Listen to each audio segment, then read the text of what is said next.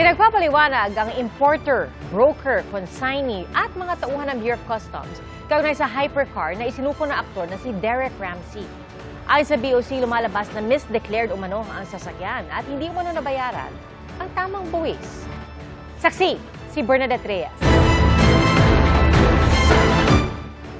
Matapos voluntaryong isuko sa mga otoridad ng aktor na si Derek Ramsey ang kanyang mamahaling hypercar na mula pa sa United Arab Emirates, maaaring hindi niya na ito mabawi matapos mapag-alamang misdeclared ang sasakyan at hindi umano tama ang binayarang buwis.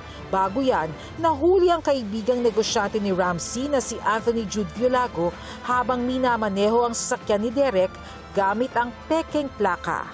Ayon sa Bureau of Customs, hindi dapat bababa sa 35 million pesos ang binayarang buwis para sa luxury vehicle na ito. Pero lumalabas sa records na nasa 1.8 million pesos lang ang binayad.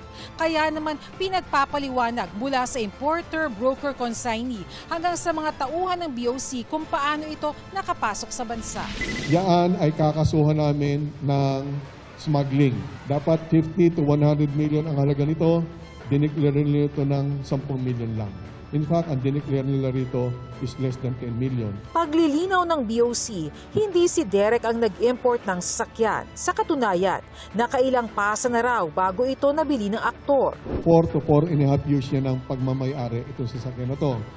At he claims na buyer in good faith siya. Ibig sabihin, hindi siya nag-import nito, binili niya lang ito, malay niya kung saan galing o paano ito pinasok ng bansa. Yun ang paliwanag niya.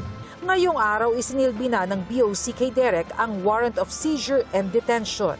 Bibigyan ng pagkakataon ng mga maaaring may kinalaman dito na magpaliwanag.